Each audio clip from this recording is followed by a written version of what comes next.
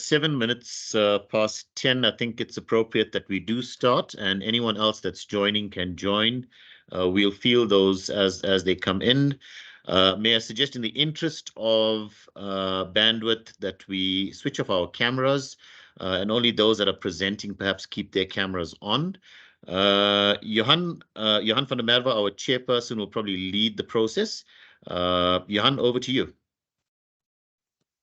Okay, thanks, Vishal. Yeah, and morning, everyone. Magic to see so many faces here and so many faces maybe haven't seen in a long time or at all. So welcome, everybody, and thanks for taking the time out of your day. I know this is a hot topic for many businesses, so thanks for your time. And then, yeah, as you know, I mean, this is really around the right to repair. And to just give a little bit of context to that is that we've been engaging Kate, who's going to be leading a lot of the discussion, I think, and kind of presenting the right to repair position for us today. And she sits as the CEO of that side. And I see Gunther's here. Welcome, Gunther. He's the chairperson of Right to Repair. Can everybody hear me? Just in case there's everybody okay? So welcome, Gunther. Good to see you as well. I see you got your jacket on, so it's obviously nice and cold down there in Cape Town. Thanks, Johan. Yes, it is. Yeah, and then to all of you as well. So yeah, so I think, obviously Right to Repair has been, going on for a couple of years now, and I know many of you are members and supporters, which is great. I think it's important for us as the aftermarket and servicing and repair and part supplying sector of the aftermarket to be aligned. I mean, we've got many challenges that face us daily.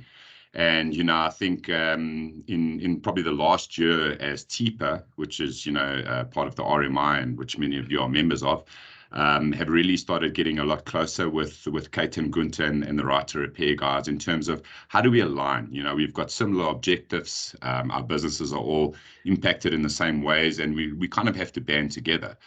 So, and I know there's many, sort of myths around, what can Right to Repair? What are my rights? What are my customers' rights? Customers are coming into my shops asking me all these questions. I don't have the answers. So, hopefully some of that will be addressed today.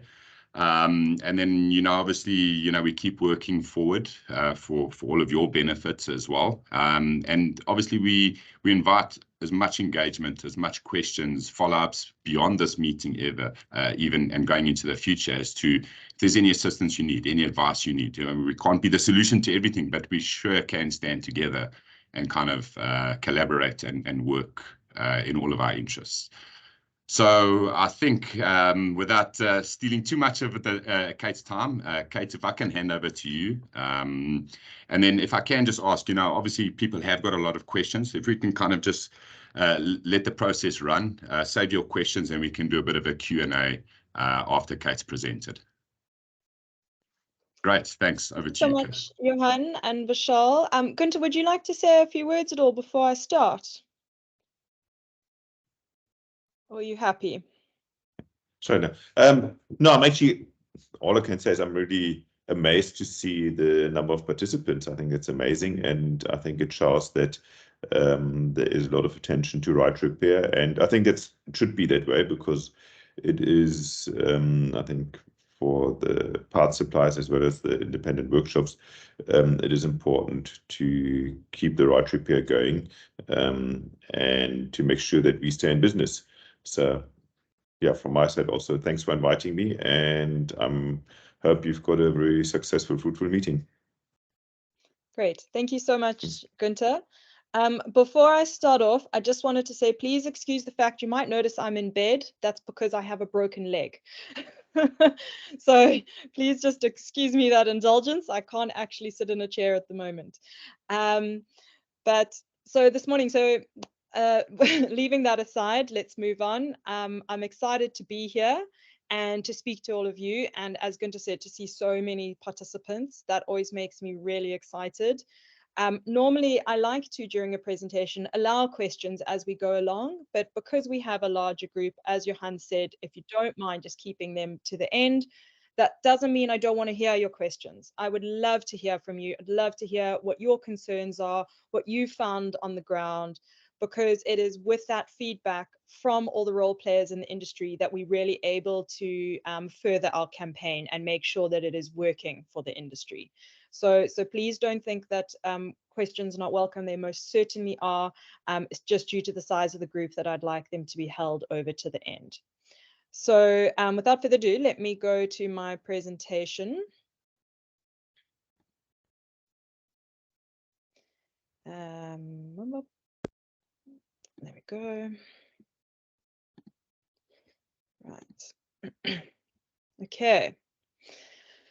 So I have prepared for you today a presentation all about the guidelines, often referred to as the Right to Repair Guidelines, but actually their official name is the Guidelines for Competition in the South African Automotive Aftermarket. This presentation does not cover absolutely every aspect of the guidelines. I have tailored it in order to be more relevant to you guys who are in the parts industry. So just bear that in mind, that there are a few more sections and this doesn't encompass everything, but I didn't want to waste your time with things which aren't relevant to you. So how did we get to the point of having guidelines? They were drafted with input from many different role players in the industry between 2017 and 2020. There was pinpointed a need for some kind of guidelines or code of conduct or something in order to stop the practices that the OEMs had put in place. I'll get to that a bit in the next slide. But that is, and then the industry realized that we could use the Competition Act as our springboard for that we actually already had a piece of legislation that really was actually providing the law required in order to prevent this anti-competitive behavior, but that it just needed some kind of explanation so that people understood how that it could apply to this particular industry. Once all of that input was put in, it was published in December 2020, and it finally came into effect on the 1st of July 2021. So I touched on this in the last slide, but why did we need those right to repair guidelines in the first place? For many years, the manufacturers saw that the service and sale of spare parts as a major source of profit.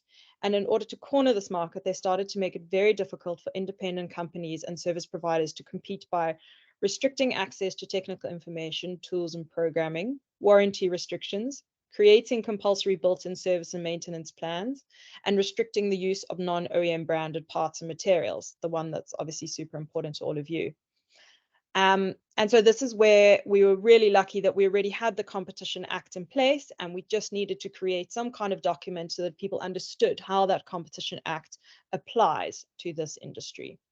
And we're already seeing great strides in the market to become more competitive as a result.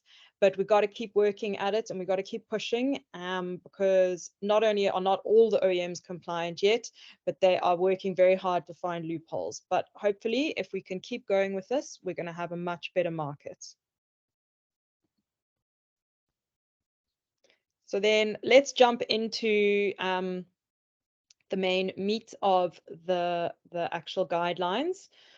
The first point is that consumers now have the freedom to choose their service providers. They can choose where they service the vehicle, both in the during the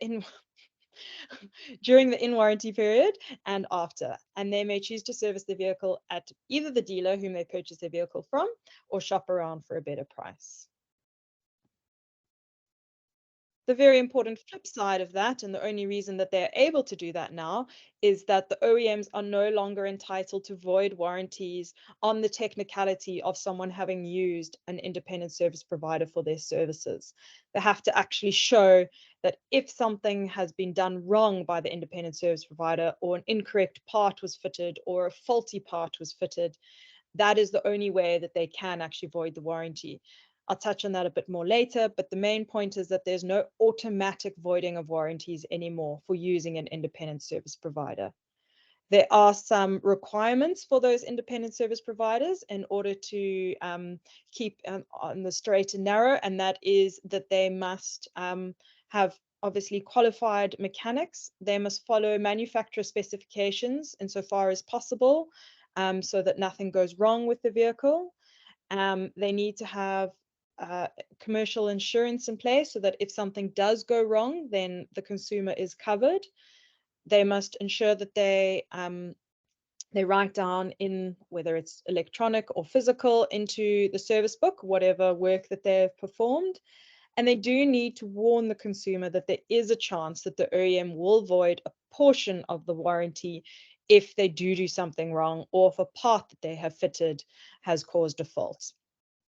And so it's just important to remember, though, the main point coming out of this is that there's no automatic voiding of warranties. And also, even if they do void a portion of the warranty because of a fault as a result of something the independent service provider has done, or as a result of the part, that only that small portion of the warranty which is affected may be void.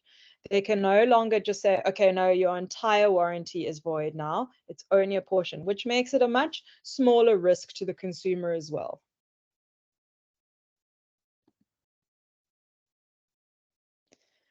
In order to actually enable the consumers to go and use independent service providers, they also had to do away with these automatic bundling of value-added products such as service plans or maintenance plans with the price of the vehicle. And so now these must both be provided on a separate basis. They must provide consumers with the price of the vehicle, and then if they want, an optional extra would be the service and or maintenance plan. And part of that service or maintenance plan price must be a breakdown of the average value of the services and the average value of the parts that would be used, or the materials that would be used in that service or maintenance. So the consumers are actually able to go and compare apples with apples.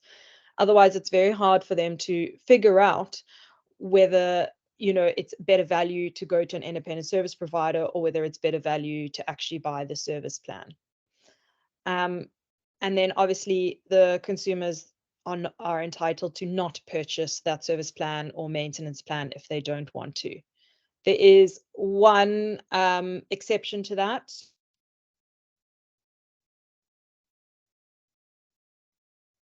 And they went ahead and changed their whole kind of offering, and they now offer a truly free service plan with their vehicles. And it goes from about a year that they offer for their entry-level vehicles up to about 3 years for their more high-end vehicles. And they have shown to the Competition Commission, they've shown them their books, they have proved to them, and the Competition Commission is satisfied that they are genuinely taking the knock on their profits, and that is a genuinely free service plan. So it remains to be seen how this, whether this trend will be taken up in the rest of the market. We'll have to see. But it is an interesting one. They're clearly trying to retain that market, but they're going to have to do a really, really good job on their services if they want to retain those customers. So we'll see what happens with that, because a lot of the time, from what I understand, the dealer workshops don't always give the best service because they've got a bit of a captive market. So we shall see how that plays out. Okay, now the really important one for you guys. Consumers and workshops are entitled to use original or matching quality spare parts. They can use either. They don't have to use original parts in an in-warranty vehicle. And the manufacturers are not entitled, the OEMs are not entitled to automatically void the vehicle's warranty if the customer or the workshop does so. These spare parts and materials are also not required to be approved. A good example of this is oil. It is, OEM approved. While it is highly important to use the correct spec of oil, it is not a requirement that the oil manufacturer purchase OEM approval for the oil, so long as they are confident that the oil is up to standard and of the correct spec. So, not being a mechanic myself, but I have been told it is very, very important to use the correct spec of oil for the correct vehicle. And not doing so can cause damage and can be very problematic. But the OEM approval is really just paying for the right to be able to say, the OEM has checked that this is correct and is satisfied that it is good enough, and we are now OEM approved. But if the company itself has been able to inspect that and test that their oil is as good and to the correct spec. It does not have to be OEM approved and will not automatically result in a voiding of the vehicle's warranty. So that's just an important one. A lot of people seem to think that oils and that still need to be OEM approved, and this is not so. As I touched on under the service section, if there's any damage to the vehicle from the fitment of a matching quality part by an ISP, there's a risk that the provisions in the warranty relating to that fault, so only that specific section, may be voided by the OEM. In such instances, the OEM is not entitled to void the warranty in its entirety. Again, it's just so important to know there's no kind of blanket, well, you use this part, it's not approved, it's not original, everything is void. They have to do an inspection at their own cost to see what caused the fault, and then only if they have evidence that it was as a result of the conduct or omission of the independent service provider, or as a result of a faulty part or incorrect part, only then can they void that section of the warranty. I forgot to mention that earlier, and that is, that they must do that assessment at their own cost, the OEM's cost. There was something else I wanted to say about, oh, okay. And then the other thing, as of course you all know, that the independent service providers and consumers must definitely not fit pirate and or gray parts. I will get to this a little bit further when we get to definitions, but when we are talking about being able to use non-original parts, we're talking about matching quality parts. So really good quality, just simply not having that OEM branding or approval. Where OEMs,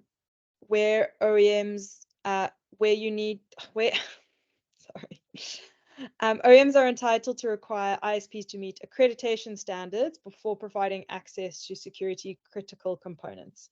That there's something similar to do with access to technical information, where it's security-based information. They are able to require independent service providers to meet security standards, but that's obviously just for the consumer safety and makes sense. OEMs may also not restrict manufacturers of spare parts from placing their logo on the parts they produce. So where they're producing, an identical product to the OEM product, they are entitled to put their own logo on the products that they are selling independently.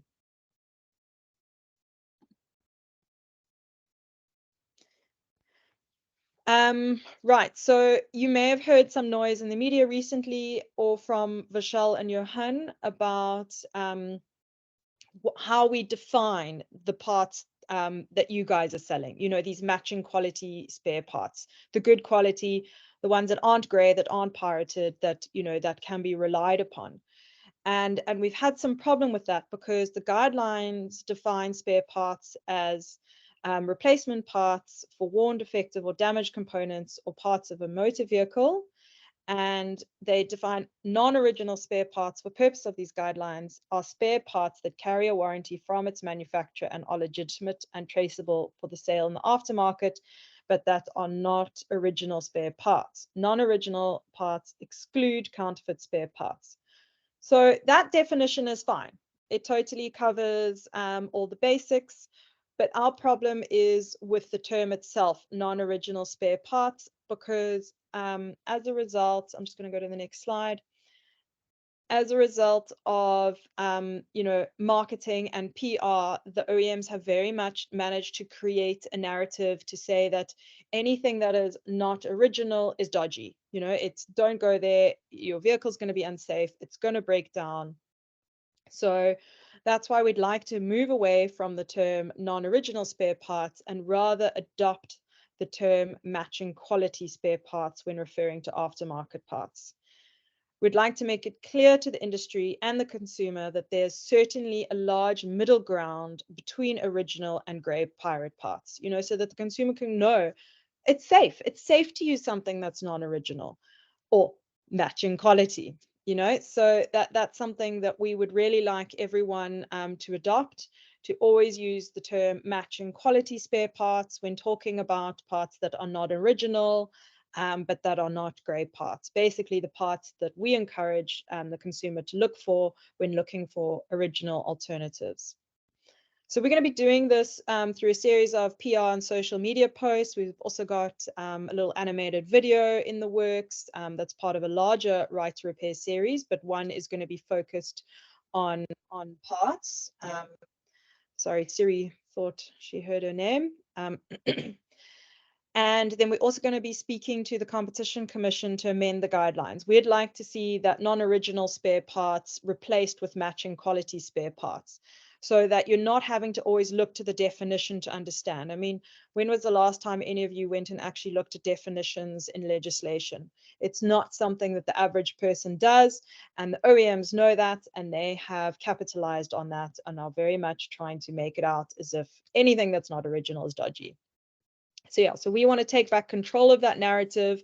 And so I just encourage all of you to please try and adopt that term. And I really think it will help your business to move forward and the consumer to have confidence that they are choosing something that is safe and quality.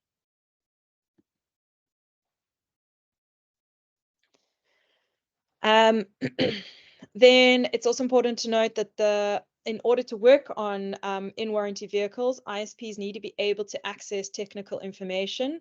This is obviously always more true of the newer vehicles because it takes a while for that information to get out into the Haynes Pro and that.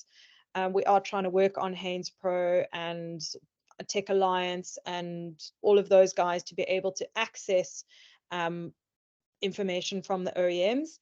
But at the moment, the guidelines only allow for independent service providers to be entitled to this information. And so ISPs are entitled to this information on fair terms, and well, it must be provided to them on fair terms, and those terms are not entitled to be any worse, or they must be equal to or better than what is provided to dealers. That has left a little bit of a problem because dealers are generally provided with annual access because they mostly work on that particular brand. And so paying for annual access is not too much of a problem, but for independent service providers, that makes it really expensive. Luckily, most of the OEMs that we have managed to get this information out of as to how to access their technical information have said that you can access the information on hourly, 3 hourly, daily, weekly, and there's a whole range of options, which is fantastic. But there are one or two, such as Suzuki, well, actually only Suzuki that I know of so far, that are only providing it on annual. However, that amount is still fairly low, so perhaps someone who wants to specialize in doing Suzuki, that might be a right for them. But in any event, that is part of the reason we are trying to have the guidelines amended to refer to third-party information providers as well, so that they can also access that information and then dispense it to all of the independent service providers to make it easier and more affordable for independents to access that information. The OEMs also need to provide access to training to independent service providers, and I know of some that have already done this training. And the dealers, the guys from dealers who were like, "Why are you here?" But they're like, "Oh no, we're allowed to be here." So that was quite fun to find out. And then, as I mentioned before, where you are accessing security information, they might require you to register.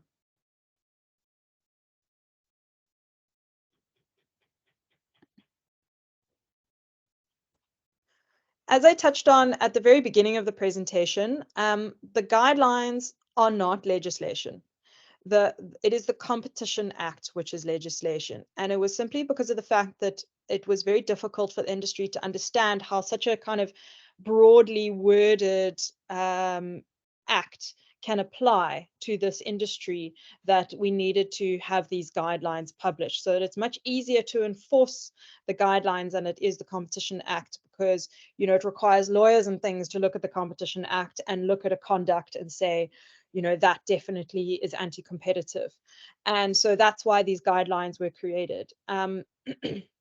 So where it's a lot of the aspects of the guidelines quite clearly fall within the Competition Act. You know, it makes total sense. Some of them are a little bit more kind of aspirational, and those are the ones that I actually didn't speak with you today. I speak to you about today, and that's you know, providing more access to becoming a dealer and that sort of thing, because there are elements of historically disadvantaged individuals in there, and that is not purely competition law, and it's aspirational, which is great, which is what we need. But those sections, it would be interesting to see them tested in the competition tribunal, let's say that.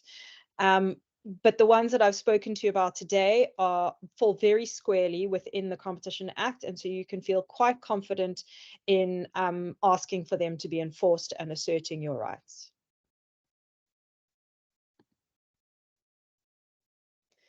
We've had some common misconceptions come up since the coming into the effect of the guidelines. And one of those is that your right to choose comes at the point of making a decision whether to purchase a service plan or not. Service plans are not now suddenly like medical aid. You can't purchase a service plan and then decide, no, you don't like your dealer anymore, and you're going to go and have your service done at an independent and claim the cost of that service from the dealer whom you purchased your service plan from.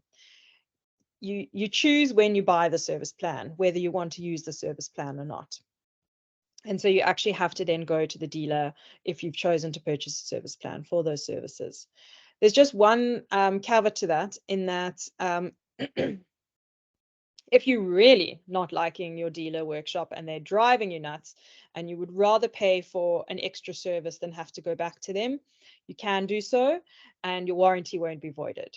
So your warranty will still stay intact if you decide to do that.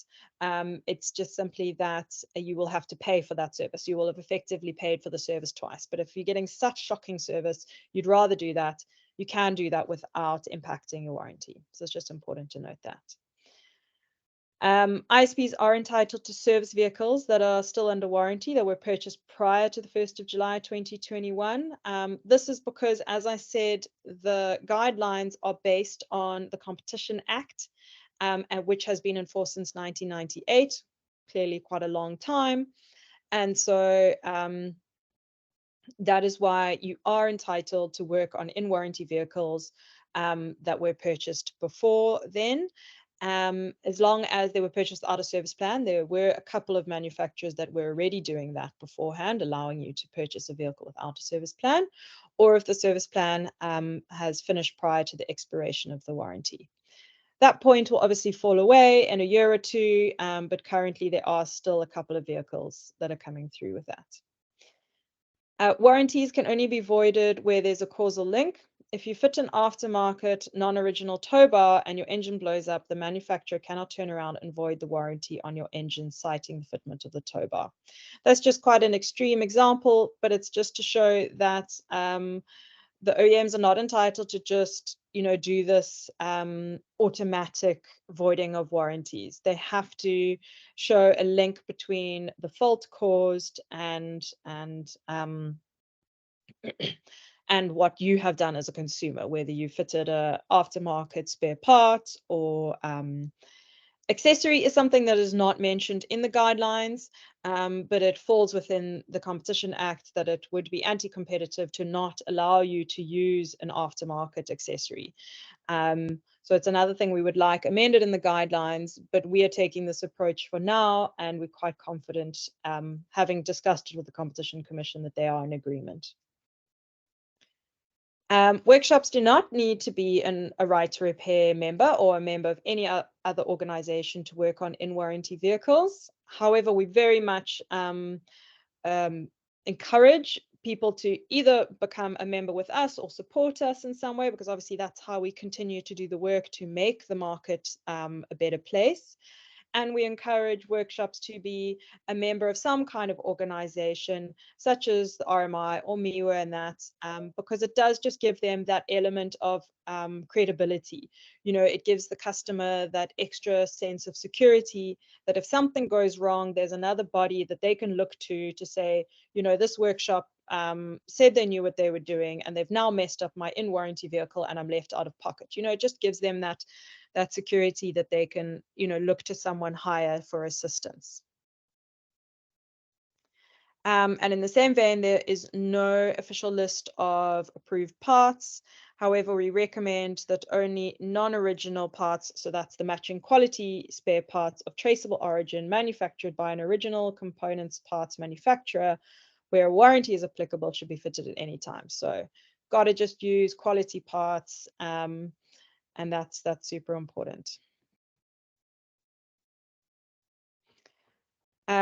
We really encourage you to stand up for your rights. We're not going to see the change that we need if we don't get complaints filed from people who've come across OEMs or dealers or whoever that are not adhering to the guidelines. The Competition Commission and ourselves, we can't enforce anything. Not that I can enforce it, but I can help the Competition Commission to do so. They can't enforce anything if they don't know about the problem. So please, if you do come across any kind of non-compliance with the guidelines, please let me or the commission know. The details are here, and I will provide this to, actually I have already provided it to Johan and Vishal, so you can always get it from them if you want. All of this information is also available on our website, and you can also always email me. So please send me those complaints so that we can make sure that everyone is compliant. Oh, just one more point on that is that we have, to our knowledge, never heard of any backlash as a result of someone laying a complaint. We've never heard of a relationship between an OEM and a supplier or a workshop or whatever going south as a result of laying a complaint. In fact, it's been quite the opposite. The OEMs tend to go, oh, this supplier or workshop or whatever, they know their rights, they're standing up for their rights, we can't mess them around anymore. And actually the business relationship becomes a bit better. We know a lot of people are, sometimes have ties with OEMs and are nervous to break those ties. But even if you don't want to lay a complaint, please just come to me so that I can know what the issue is and we can try and resolve it, because just leaving it's not going to get us anywhere. Okay, so sorry, moving back onto this slide. What are our latest developments? We have recently signed a global position statement with an alliance of organizations around the world that are working on right to repair objectives. And as part of that, I've now joined a working committee, and we're going to see how we can help each other and learn from each other to further our goals in our individual countries. So I think that's going to be a very exciting collaborative work going forward, and we're going to be able to learn from what's happening overseas, which is fantastic. Something that's really important that's coming up is the Competition Commission survey. This is going to be going sent out by the Competition Commission towards the end of this month. At least that's what they've told me. There have been delays, so it might not be quite at the end of this month, but hopefully soon. And that in that survey, you're going to have your opportunity to say what's working for you with the guidelines, what doesn't make sense, what doesn't work, what you'd like to see changed, where you've seen non-compliance, because then they will follow up with those comments about non-compliance and perhaps approach you to lay a complaint, or they might bundle them all together. But basically, it's to give them that information so they can make sure that the competition, that the guidelines are working as best as they can. We will obviously be filling it in as well, but I encourage all of you to please take the time to fill in that survey. It's really going to result in the guidelines working as best as possible for everyone. OEM and dealer compliance. We've got a bit of a mixed bag of compliance, but the general trend is towards compliance, which is fantastic. Occasionally, I'm noticing it seems a little bit of lip service, where they outwardly appear to comply, and then I'm getting complaints of people having fitted aftermarket parts or having done a aftermarket service with an independent service provider, and the OEM then goes and voids their warranty. Those ones are a little bit difficult because each of those complaints has to be dealt with on an individual basis.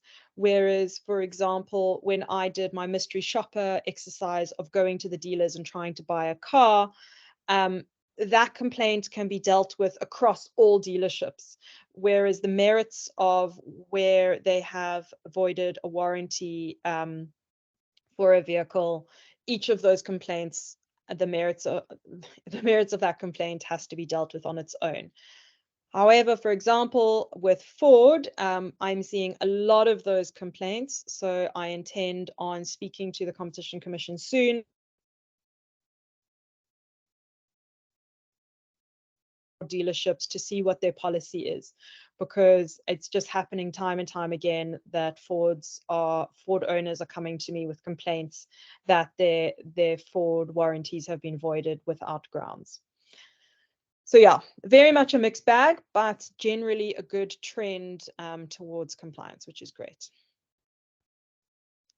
These are my contact details. I welcome you to contact me at any point if you have any questions about the guidelines or something that's going on that you think is applicable.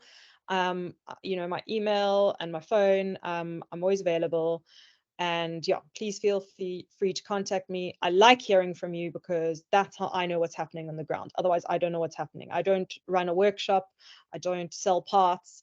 And so I rely on all of you to be my eyes and ears. So I'm going to stop sharing now. And so then I can see you all. And I don't know if Vishal or Johan wants to say anything. Otherwise, we can open the floor to questions. Well, yeah, if I can just jump in between. So, Kate, thanks very much. And I know there's quite a bit of information in there. I think it's all relevant, and I mean, I think it makes sense to a lot of us in the spare space. When we supplying these guys, we get in those questions back. As Kate has said there, she's given her contact information. Feel free to send questions her way. But I mean, Vishal is also always available. He can be the link there. We are really working closely and trying to work even more closely going forward with Kate and Gunther and the team at Right to Repair. You know, we need to make sure that we protect our businesses. I think from a parts person like all of you, and I can see a lot of the guys with the parts in the background there, we understand that there is a bit of cuck in this market in terms of quality of parts. I think for us as TEPA members and to really support some of the PR that we're going to be doing. So we're going to get into the media, we're going to get into government space, we're going to squeeze everywhere to make sure that we are getting a good rub of the green for our industry, is that we have to be distributing and selling quality parts. It doesn't mean that it has to be a specific brand or whatever the case might be. As long as you understand where it's coming from, it carries a guarantee. Should something fail or go wrong, that you stand by your product, that your suppliers, if you're not importing these things directly, are also liable in that supply chain and things like that. It really helps us because, you know, as TEPA members, we're going to be driving this PR campaign that our members is where you need to go. That's our push to drive business into our businesses' doors, you know. So from a TEPA point of view, we want to get as many consumers into your businesses as possible, and get them understanding that you don't have to go and spend 16,000 Rand on a control arm for a BMW when you can go down to your local spares dealer, being you guys, get a quality part at a fraction of the price, and it does the same job. Where it falls down is when things fail and we as members step back and say, it's not my problem. You know, that is critical in this whole loop here. So, you know, I mean, obviously you guys as members, we do know that you are the legitimate traders. You know, and I don't want to steal too much time or deviate this conversation, but if there's any funny trading going on in your areas, we've got these illicit traders that are coming in with their rubbish and what have you, is to please also relay it through on the website, TEPA website. There's complaints and whistleblower hotline. Speak to Vishal. You know, we can help to kind of direct the attention at some of those dodgy operators. Yeah, so without further ado, I mean, Kate, thanks very much. I see there are a few hands up already. So yeah, I think if, I don't know, Vishal, can you maybe coordinate the questions there? Sure, no problem. I think in order, Indrajan, you first, followed by Auto Service, followed by Farid. Let's take the questions in that order. Kate, if you would prefer to answer individually, I think that might be a better option. Yeah, that's fine. Indrajan, let's go one by one. That's great. Okay, sure. Yeah. Indrajan, over to you. Hi, good morning, everybody. Sorry, I'm from MIT Auto Parts, and we specialize in crash parts, so more body work. right? So I don't know what inroads has been made in terms of that part of the industry. The insurance industries are putting a lot of pressure on workshops to get OEM supplied crash parts or body parts.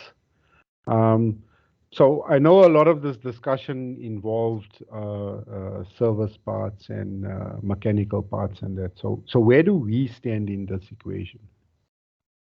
That's a good question. You stand in the same basis as the service and mechanical parts.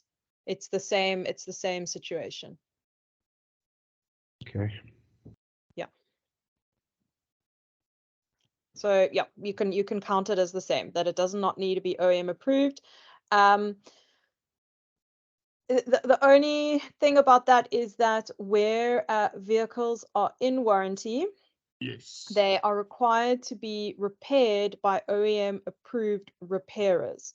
And that is simply that is where the insurance is paying for it and the insurance has the panel. And so they're effectively choosing who the repairer is going to be. And it's to stop insurers from using cheap or subpar repairers. And so it's trying to safeguard the consumer. It seems a little bit kind of anti the goal that we're going for, but it's just because the consumer is not choosing the repairer, and so it's trying to protect them.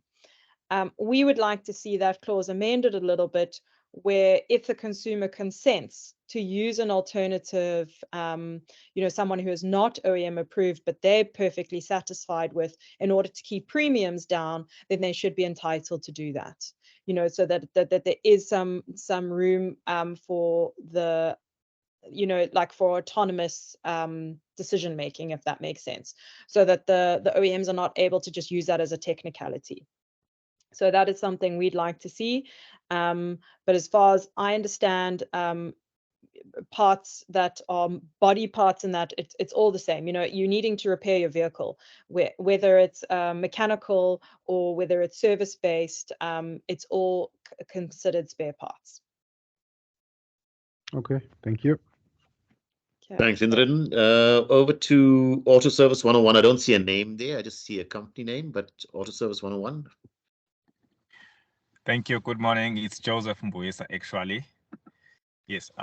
My question will be a little bit different. I encountered a couple of few issues where clients, they bought cars within 6 months period, then they completely failed.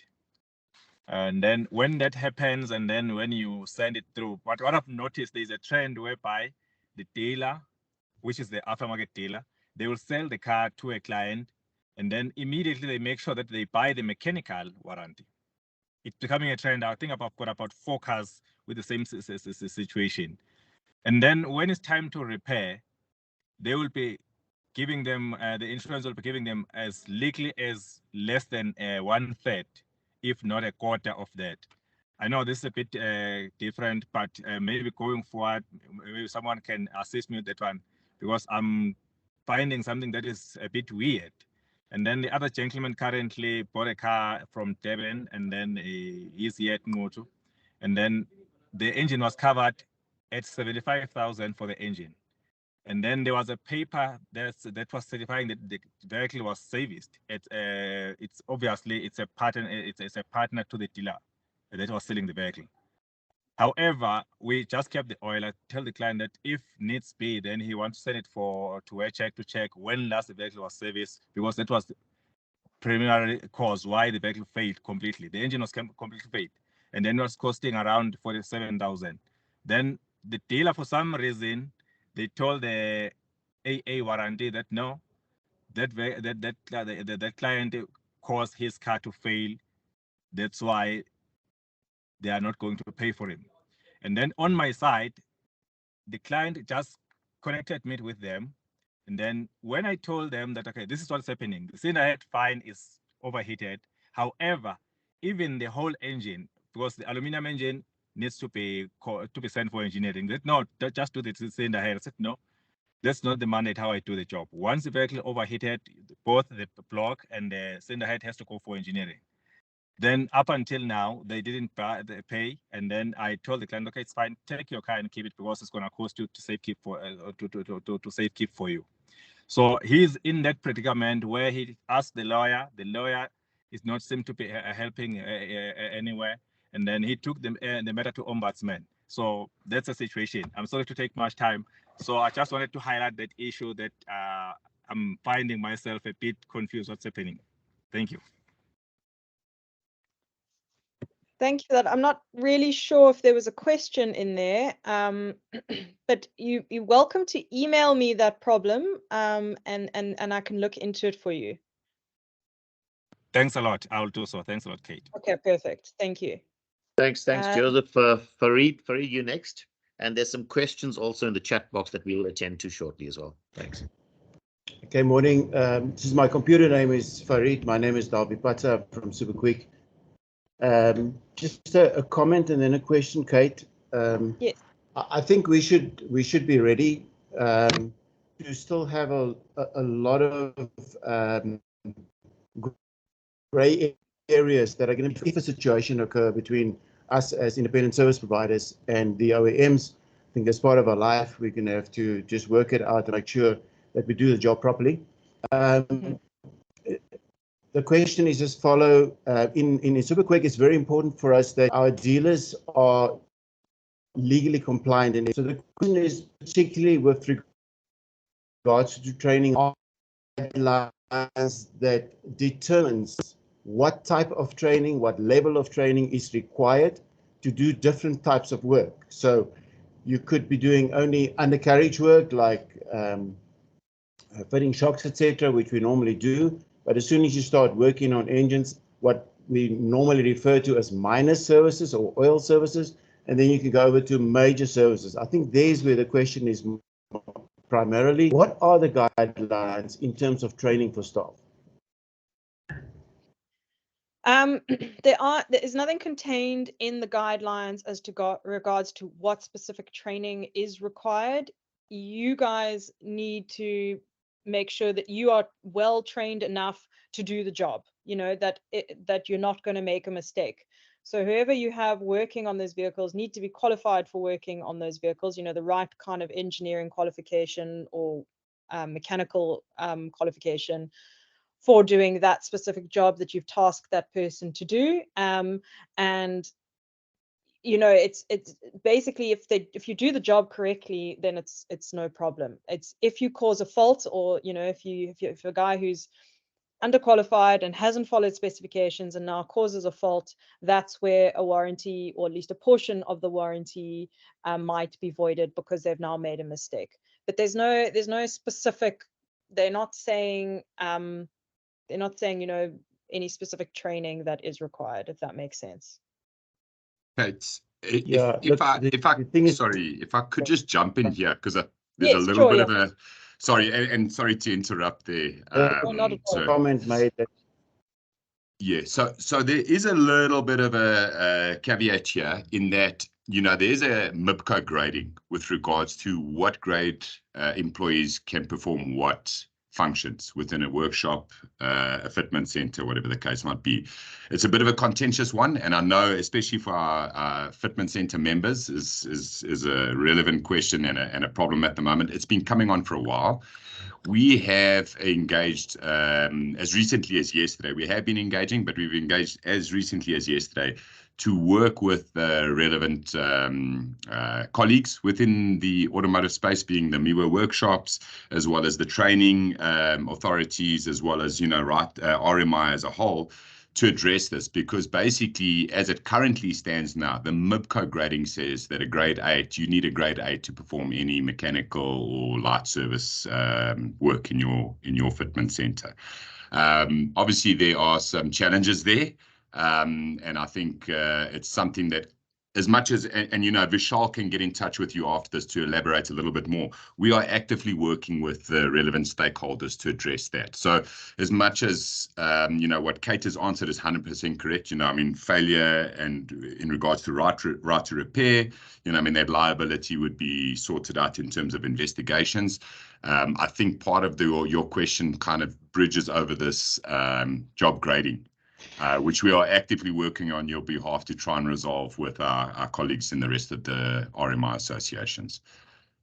I don't know if that helps to answer that question. I know it's not a full question, but we will definitely be engaging you guys as members, and certainly the fitment centers, because that's where this push is coming from, where you're wanting to do minor services or mechanical work, but you potentially using a grade 3 or grade 4 employee. As it stands right now, MIPCO is pushing back at that and saying, no, that is illegal, actually. We are working to try and legitimize that and, sort of take the criminality out of it, because they're almost criminalizing it and saying you have to have a grade 8.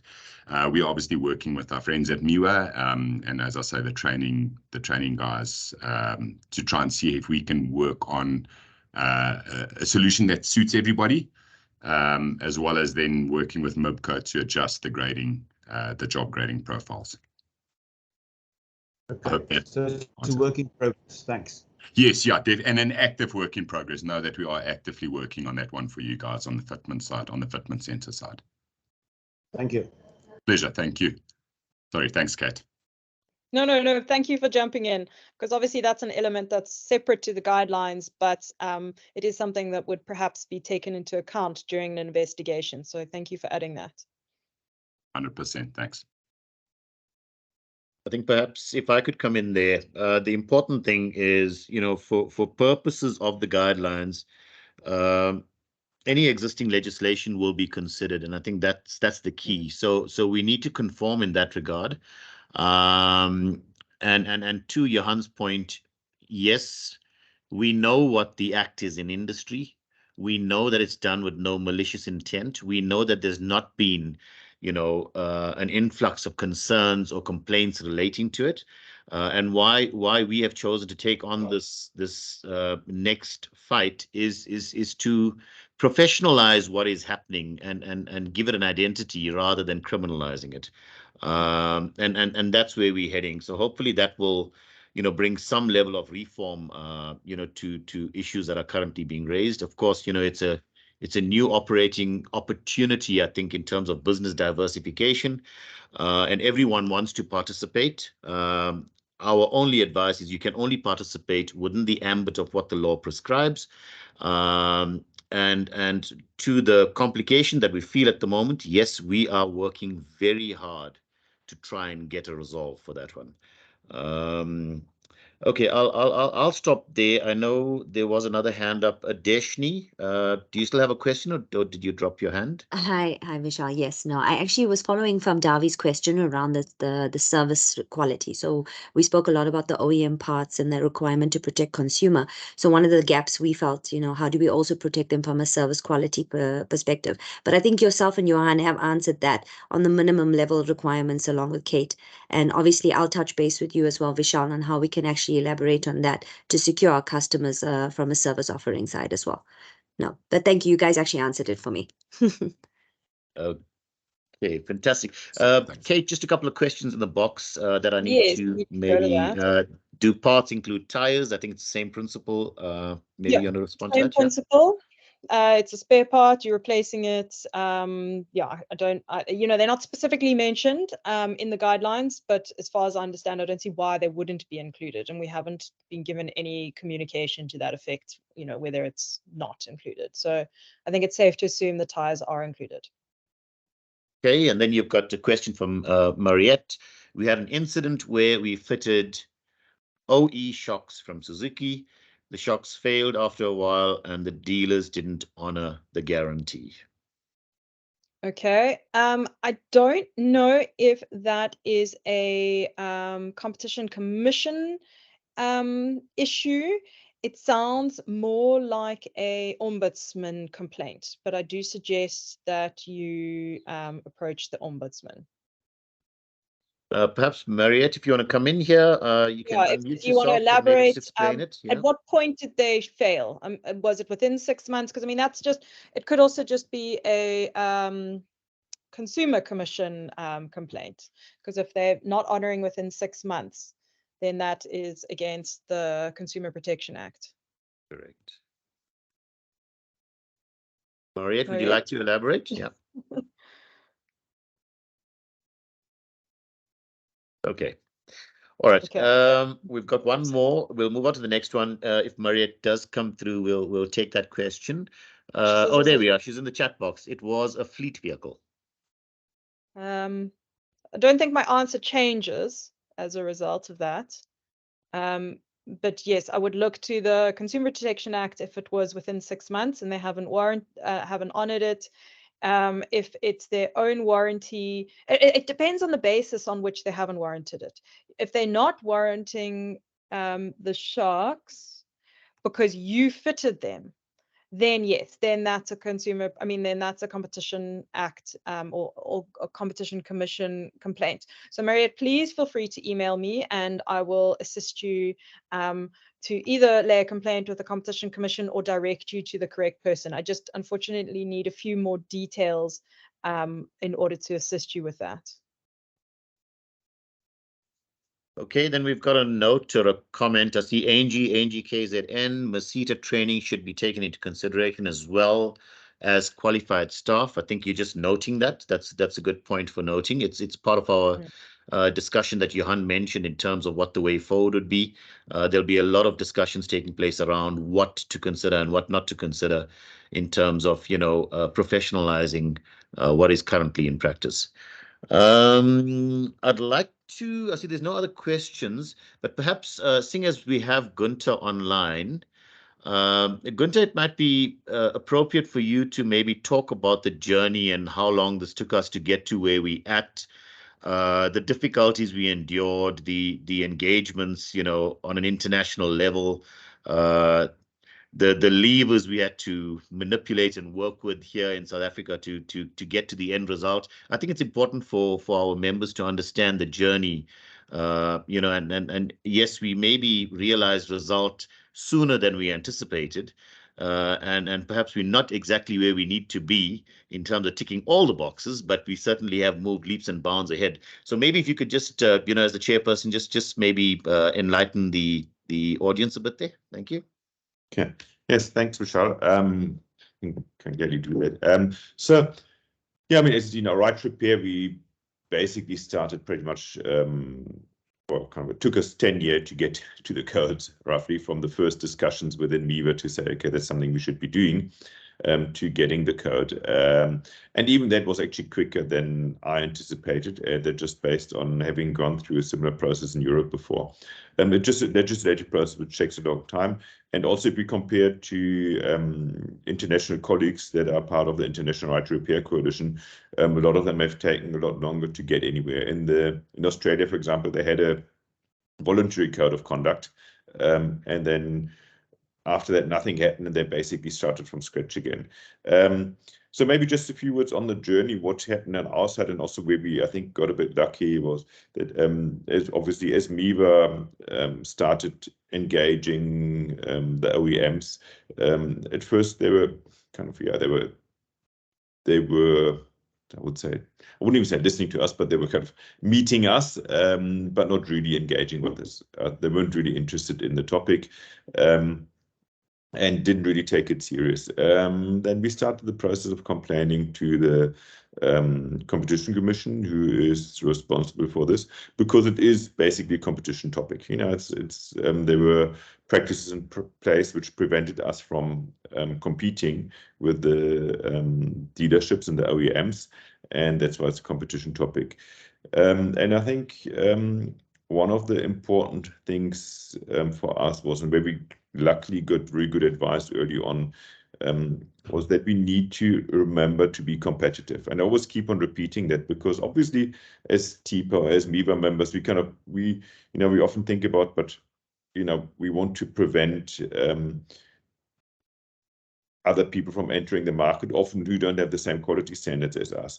But we have to remember we need to be open to competition. And the advice we got back then was, if you go forward with this right to repair, you cannot limit it to RMI members. You cannot limit it to MIVA members and TEPA members. You have to make sure that you open up the market to everyone.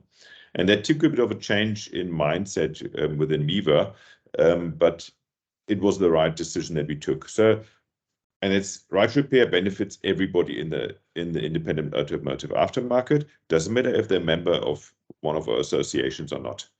because it's about allowing fair competition. But as soon as we took that stance, the Competition Commission was also very open and engaging with us. And I think, as I said, going forward, I think it's very important to keep that basic principle in mind, because, you know, just if you just think about it, we cannot go out there and say, but listen, the dealerships and the OEMs, they have to open the market up to us, but they have to exclude everybody else. That's not a good argument. So we need to keep on sticking with that argument. We want fair competition for everyone out there. Well, so then once we got the Competition Commission engaged, they started a workshop and with all the automotive players involved. And their first approach was to go with a voluntary code. Now, when they came out with the voluntary code, they didn't get much support from the OEMs either. The OEMs discussed and argued and delayed. And then after, I think it was about 2 to 3 years, the OEMs said, no, but we cannot sign this. And that's when the Competition Commission took a very strong stance and said, okay, well, if you don't want to sign this voluntary, then we're going to get a code for your behavior in the automotive aftermarket. And now the interesting thing is, and something Kate can even tell you a bit more details about that if you're interested. The code as we have it, it's a code or it's a guideline, it's a guideline by the Competition Commission how they interpret the competition law. So the Competition Act is a law in South Africa which is very valid, which is enforceable, and which can have very heavy sanctions on anybody not complying with it. And the Competition Commission can publish guidelines on how they interpret the Competition Act. And that's basically what they've done.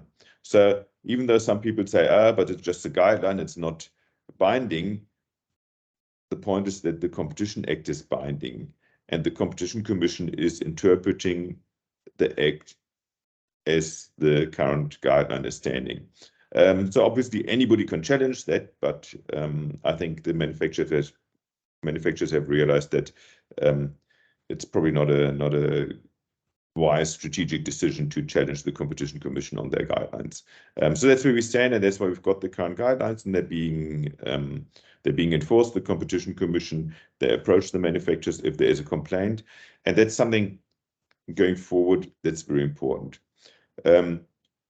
Without complaints, we're not going to get anywhere further. So if you feel that there is a practice which is not fair, which is anti-competitive, you need to please contact Kate and let her know. And then there's two options. Either Kate will do a submission as right repair, which is, I would say, it's an option, but it's not the best option. The better option is if you, as a business owner, directly submit a complaint to the Competition Commission, or another option is that your association, TEPA, submits a complaint to the Competition Commission. Because that shows the Competition Commission that it's not just this ominous right repair organization advocating something, that it's actually businesses out there who are being affected by this anti-competitive behavior. So that's also my ask to all of you is, please, if you come across issues, don't be shy to contact Kate. I've done it myself, and I can do as a business owner in my business. I've submitted a complaint to the Competition Commission, and once the Competition Commission had contacted the OEM, you will not believe how the dealership actually changed. They approached me, they phoned me. What do you need? What can we do? Anything else we can do for you? So don't be afraid that they're suddenly going to block your business. I've experienced exactly the opposite. Yeah, so that's just one kind of advice or ask from my side. Please, if you come across bad practices, let us know so that we can take action.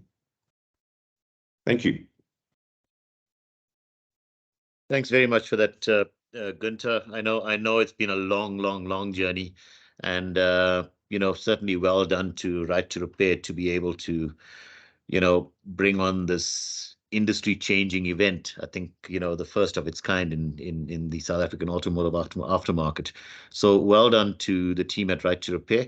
I see there's no other questions besides one about training opportunities in the PE region. Perhaps, Murid, what you could do is get in touch with our RMI offices in PE to explore what opportunities are available.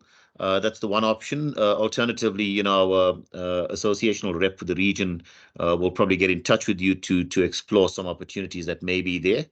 If there's no other questions, or should I say, let me give one more opportunity. Any more questions before we do a wrap up?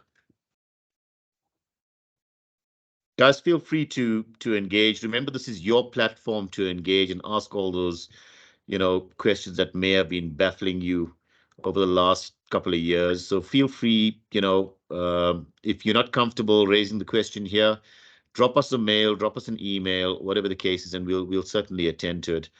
I don't see any more questions. I'm going to then say, Johan, over to you to do the wrap up. Okay. Yeah. Thanks, Vishal. And again, thanks, Kate, Gunther. Thanks for taking the time to have this session with us for our members, and obviously to our members. Thanks very much, obviously, for your support, and please reach out. TEPA under Vishal is a service provider to you. If there's issues that you're having in your business, any queries that you have, questions that you have, needs that you have, please feel free to get in touch there. And yeah, glad to see so many faces here. That's obviously bodes well. And yeah, hopefully a couple more events that we'll be pitching in the next couple of months. I mean, we really need to rally as an industry. Economic times are tough. We all know that.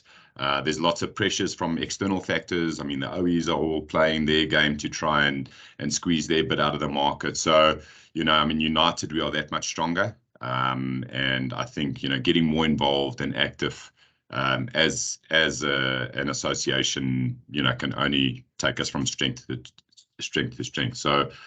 So I appreciate all of your time. I know you guys have got businesses to run there, and good luck with all your businesses. Keep warm, keep safe, and yeah, happy trading. I wish you all well, and yeah, thanks very much. Thanks everybody, and thanks Vishal. Thank you very much, everyone. I think over and out. Cheers. Perfect. Cheers, Thanks, everyone. everyone. Thanks so much. Bye-bye. Bye. Thank you very much, everybody. Thanks, guys. Bye. Thanks, everyone. Bye-bye. Cheers. Thanks, Thank you. bye. Bye. Bye.